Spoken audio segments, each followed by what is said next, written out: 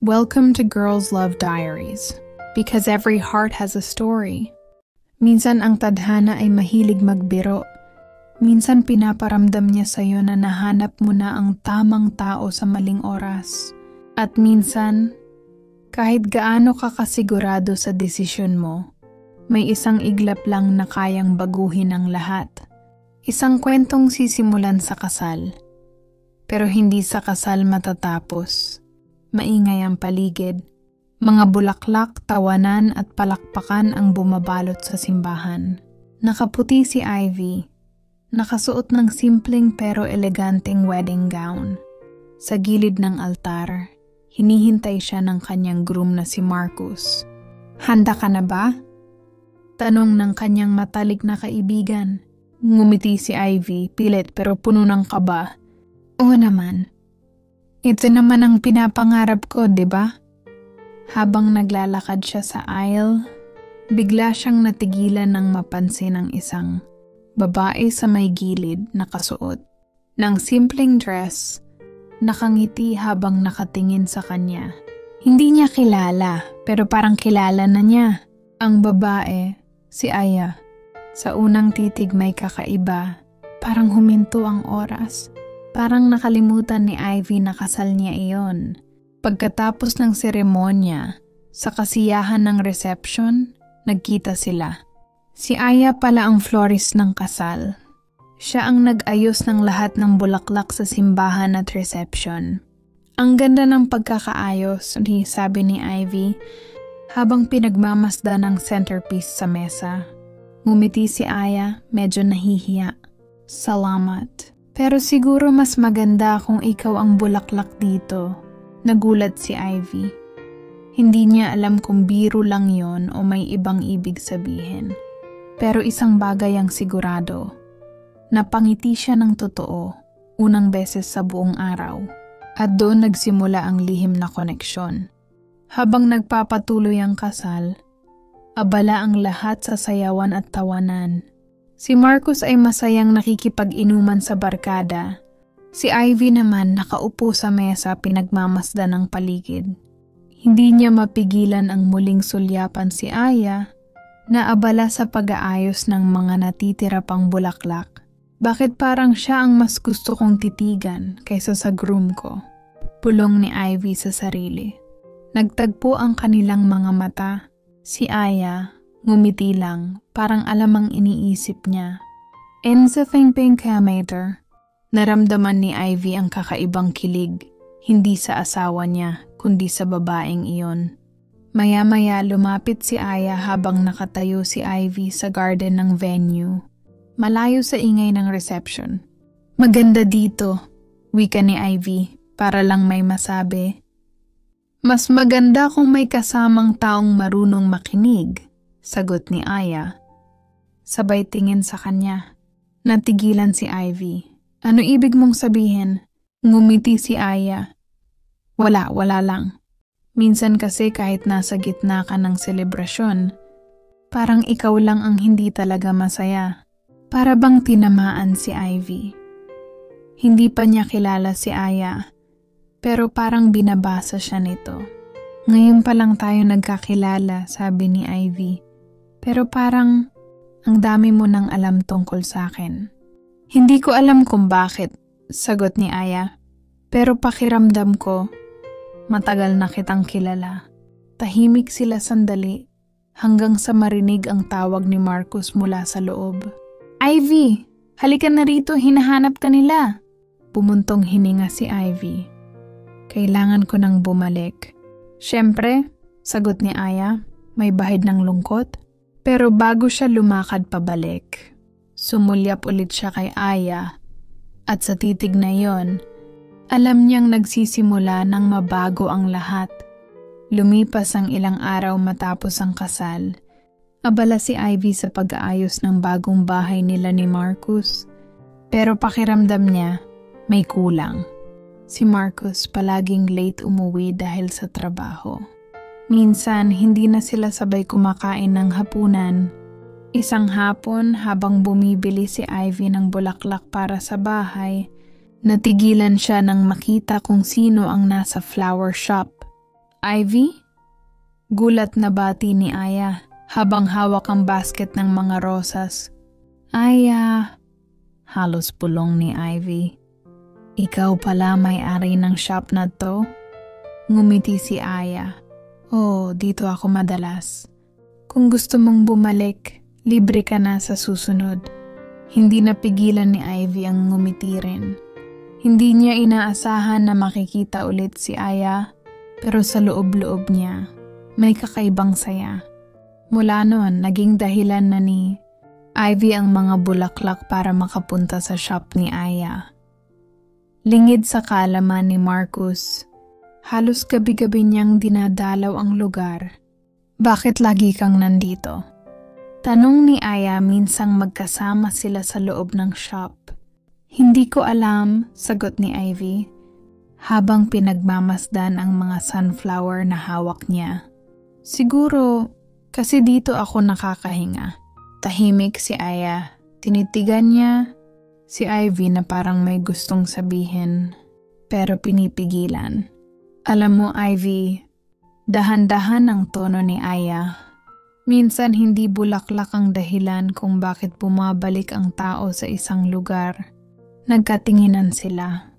Walang salita pero sapat na ang titig para maramdaman ang tensyon. Bago pa lumalim ang sandali, tumunog ang cellphone ni Ivy. Si Marcus ang tumatawag.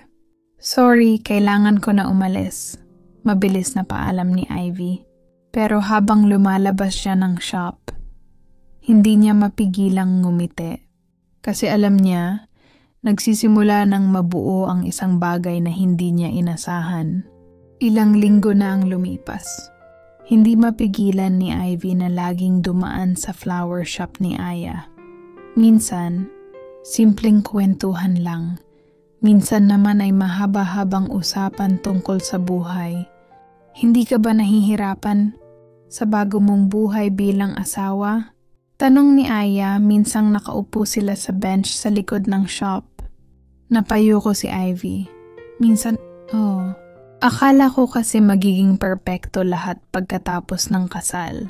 Pero parang hindi ako buo. Hindi ka buo o hindi ka masaya. Tumahimik si Ivy. Hindi niya masabi, pero alam niyang tama si Aya. Isang gabi, umuulan ng malakas. Duman si Ivy sa shop kahit alam niyang sarado na dapat. Laking gulat niya nang makita si Aya sa loob, nagsasara ng mga bintana. Basang-basa ka, wika ni Aya sabay abot ng tuwalya. Hindi ko alam kung bakit ako nandito, sagot ni Ivy, nanginginig. Siguro kasi kailangan mo ng kasama, mahinang sabi ni Aya. Habang tinutulungan siya ni Aya punasan ng buhok, unti-unting lumapit ang kanilang mukha. Sandali silang nagkatitigan at para bang huminto ang mundo. Ngunit bago pa sila tuluyang magkalapit, biglang kumidlat sa labas at natauhan si Ivy. Aya! Bulong niya. Hindi pwede. Ngumiti si Aya mapait. Alam ko, pero kahit hindi pwede, nandito pa rin tayo. At sa gabing iyon, kahit walang nangyari, alam nilang pareho, hindi na sila babalik sa dati. Mula ng gabing umulan, hindi na kayang itago ni na Ivy at Aya ang paghahanap sa isa't isa. Isang hapon, imbes na umuwi agad mula sa grocery, dumiretso si Ivy sa flower shop. Wala kang kasama? Tanong ni Aya habang inaayos ang daisies. Wala. Gusto mo bang kumain sa labas? Sagot ni Ivy halos pabulong. At doon nagsimula. Sa umpisa'y simpleng kainan lang sa maliliit na kafe. Pero habang tumatagal, mas nagiging personal ang mga usapan nila. Nalaman ni Ivy na lumaki si Aya na mag-isa. Siya mismo ang nagpatakbo ng shop matapos iwan ng mga magulang. Nalaman ni Aya na si Ivy, kahit may asawa, madalas mag-isa sa bahay. At sa bawat gabing magkasama sila, parang may nabubuong sikreto na silang dalawa lang ang nakakaalam. Isang gabi, Nagyaya si Aya na pumunta sa night market. Bihira lang ako dito, sabi ni Ivy habang kumakain ng fishball. Ngayon may kasama ka na, sagot ni Aya nakangiti. Habang naglalakad, bumili si Aya ng maliit na hairpin na hugis bulaklak at ikinabit iyon sa buhok ni Ivy. Bagay sa'yo, bulong niya. Nagkatinginan sila matagal. Para silang magkasintahan na walang iniisip kundi ang isa't isa. Ngunit bigla ring bumalik sa isip ni Ivy ang katotohanan, may naghihintay sa kanyang asawa sa bahay. Hindi natin dapat ginagawa to, sabi niya. Pilit na iniiwas ang tingin. Pero nandito ka pa rin, sagot ni Aya, mahina ngunit totoo.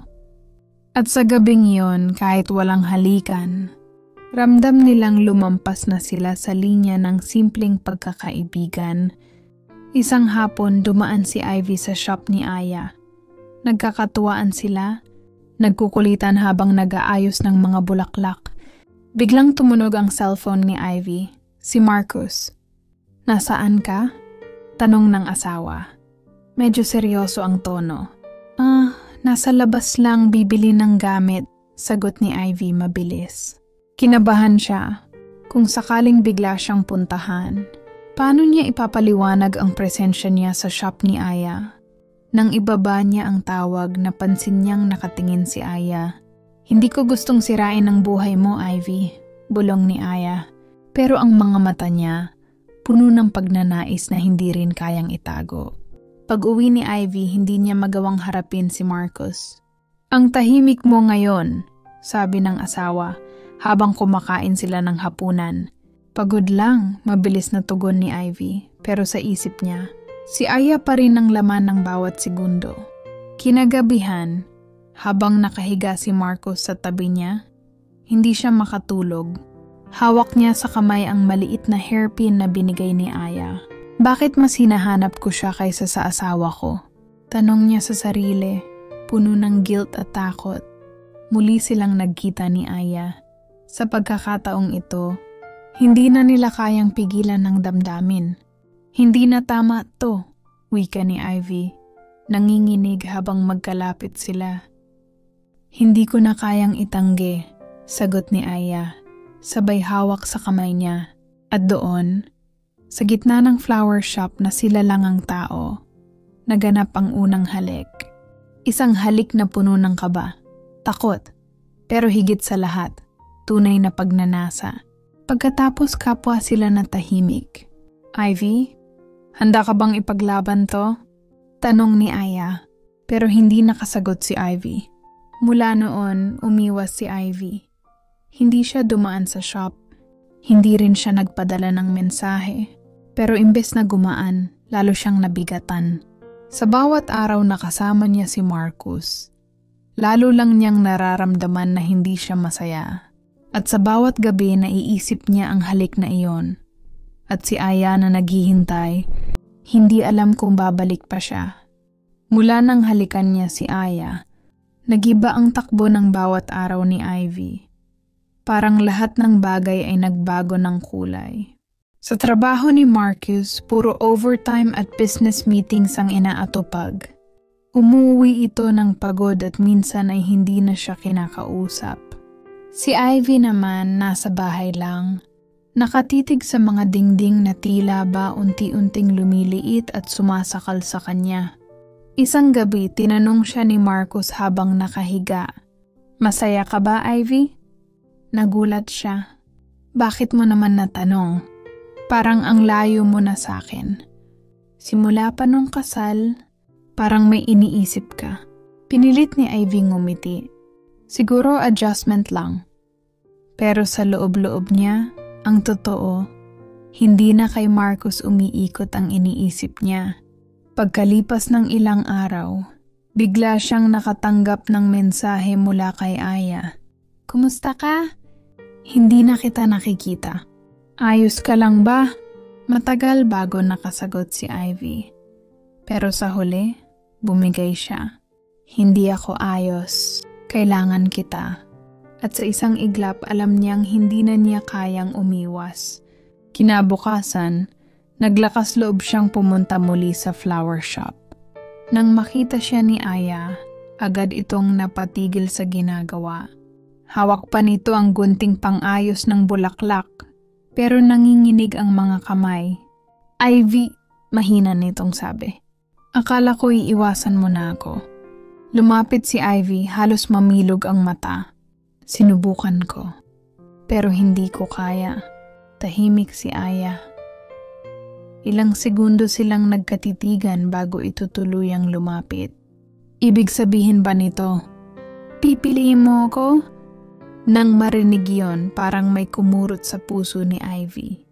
Hindi ko pa kayang sagutin yan. Ang alam ko lang, sa piling mo lang ako nakakahinga.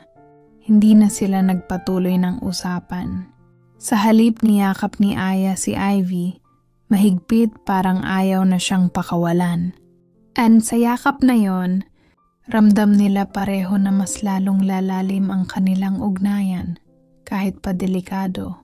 Kinagabihan umuwi si Ivy na may bahid ng kaba at tuwa. Sa bawat yapak niya papasok ng bahay, naroon ang takot na baka mabuko siya ni Marcos. Ngunit higit doon, may apoy na nagsisilabong sa dibdib niya, isang apoy na matagal na niyang hindi naramdaman. At sa puntong iyon, alam niyang wala na siyang ligtas. Ilang linggo na ang lumipas, at unti-unting napagtanto ni Ivy ang totoong nararamdaman niya tuwing kasama si Aya sa flower shop o sa simpleng kainan sa labas. Ramdam niya ang tunay na saya, isang saya na hindi niya naranasan sa buhay may asawa. "Hindi ko na kayang magsinungaling sa sarili ko." Bulong ni Ivy sa sarili habang tinitingnan si Aya. Tahimik si Aya, nakangiti lang. Alam ang lahat ng hindi niya kailangang sabihin.